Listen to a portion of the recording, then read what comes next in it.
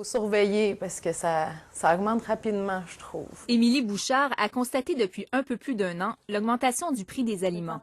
Et bien nourrir sa famille reste une priorité pour cette mère de 2 enfants en bas âge. Qu'est-ce que vous faites pour pallier à cette augmentation-là? Avez-vous augmenté votre budget? On essaye de pas trop augmenter le budget, plus de faire attention. C'est pas toujours évident. Et aussi, il y a des choses qu'on achète moins ou plus du tout parce que comme par exemple? Certaines viandes. La viande, c'est très cher. Donc, on aimerait bien manger des steaks une fois de temps en temps, mais... Le budget d'Émilie, une centaine de dollars par semaine pour nourrir 2 adultes et 2 enfants. Mais le respecter devient de plus en plus ardu. Émilie, vous avez fait votre liste d'épicerie? Oui. Qu'est-ce qu'il y a dans votre liste? Il y a des fruits, des fraises. J'ai vu que c'était en spécial cette semaine. Il y a des pommes. J'ai besoin de yogourt aussi. Puis de la saucisse italienne. J'ai besoin de pain tranché. Puis j'aimerais faire aussi des tortillas. Donc j'ai besoin du pain tortillas, de la crème sûre, des tomates, les choses pour mettre dedans. Du lait, comme à presque toutes les semaines. Puis d'autres petites choses. Bien, on va la prendre, votre liste, puis on va aller la soumettre à une experte des épiceries à petit prix. Donc, OK. Merci beaucoup. Parfait. Puis on va revenir avec des nouvelles suggestions. Comme OK. ça va peut-être vous donner des trucs pour faire une épicerie à faible coût. Qu'en pensez-vous? Je pense que c'est une bonne liste, surtout si elle a déjà regardé ce qu'elle avait dans la maison. C'est une très excellente façon. Puis j'imagine qu'elle a dû regarder les produits qui étaient en spéciaux. Oui. Il y a par exemple les fraises qu'on a ici. Oui. Pensez-vous qu'on peut faire des économies avec les fraises? À 2,99 pour une livre, non, c'est pas tellement un bon achat. Il faut attendre encore quelques semaines. D'après vous, on pourrait remplacer les fraises par quoi? Dans cette saison, encore avec les oranges, les pommes qu'elle a d'ailleurs sur sa liste. On va aller voir les pommes? Shinsia Cuneo a créé SOS Cuisine et suggère chaque semaine sur son site Internet des recettes à faible coût. Plus de 180 000 abonnés suivent à la lettre ses conseils. 79 cents la livre, est-ce que ça, c'est bon? Ça, c'est excellent. Ça, c'est un très bon prix. C'est environ le minimum qu'on peut payer les pommes. Puis en plus, elles sont biologiques. On peut les garder au frigo. On les achète.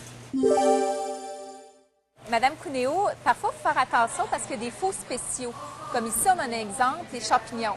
C'est ça. 3 barquettes à 5 $, c'est pas un bon prix. Le bon prix à payer, c'est 1 $ pour une barquette. Les rabais, quand ils sont des vrais rabais, il faut faire attention. Il faut avoir un peu d'historique, savoir, se rappeler quel est le bon prix. Sinon, des fois, on peut se faire avoir. Ici, on a des poivrons. C'était pas sur sa liste.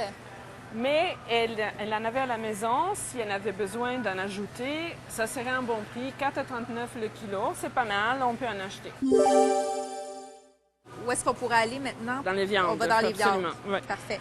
Elsa, Oui. j'ai regardé le prix des cuisses de poulet. 4,39 le kilo, c'est vraiment trop cher. C'est sur sa liste. Oui. Je propose à la place de prendre un poulet entier à 2,86 le kilo. La viande, ça coûte très cher. Est-ce qu'il y aurait des trucs pour qu'on paye moins cher? Oui, il y a un prix à retenir, c'est 6,59 le kilo pour plusieurs coupes. Comme par exemple? Le filet de porc, la poitrine de poulet désossée, les os de cuisse de poulet désossé, le bœuf haché maigre. 6,59 c'est un bon prix. Un autre bon prix, c'est pour le beefsteak d'Aloyau, 11 $ le kilo. Quand on le trouve, on le prend, on le met dans le congélateur et c'est pour le barbecue. Pour les poissons, le prix à retenir, c'est 13,21 le kilo. C'est à ce montant qu'on devra en acheter pour faire des économies. Avec la hausse du prix des céréales, est-ce que c'est encore possible de faire une bonne affaire, par exemple dans les pâtes ici? C'est plus difficile, mais c'est encore possible. Si on trouve 750 grammes pour 99 sous, c'est un bon prix, on remplit la maison. Là, le plus bas qu'on a trouvé, c'est 1,29. C'est pas mal si elle en a besoin, mais si elle peut attendre, ça serait mieux. Selon Shinsia Cuneo, un repas peut coûter seulement 2,50 $ pour chaque personne. Une famille de 4 peut donc s'en sortir avec un budget de 10 $ par repas. Est-ce que c'est possible de faire une épicerie à petit prix? Oui, c'est possible. Ça prend un peu de travail, ça prend un peu de planification. À la maison, on regarde ce qu'on a déjà. On achète seulement ce dont on a besoin. On regarde les spéciaux de circulaire. On arrive avec la liste. et on ne se laisse pas prendre par les spéciaux qui ne sont pas vraiment des spéciaux. Et est-ce qu'il faut cuisiner plus pour faire des économies? Mais oui, mais c'est un plaisir aussi, puis ça va être un meilleur goût. Est-ce que c'est possible de manger santé à petit prix?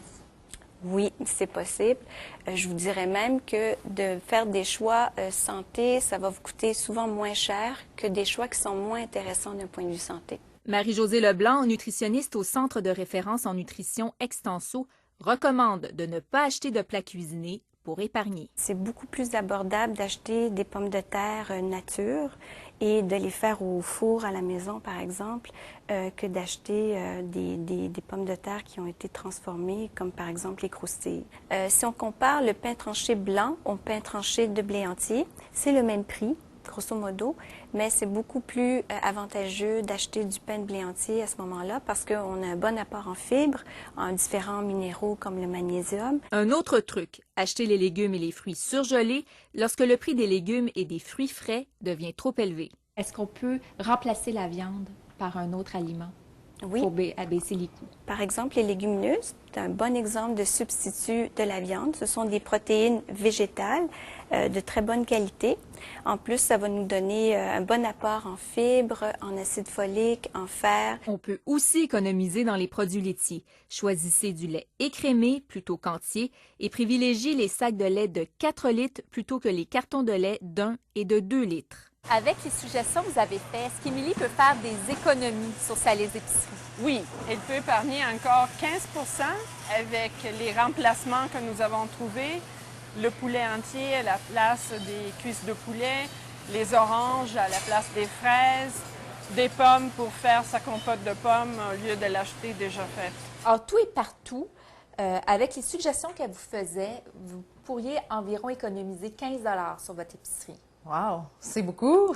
Qu'est-ce que vous en pensez? Ça vaut la peine, ben Est-ce oui. qu'il y a des trucs là-dedans que vous n'étiez pas au courant ou...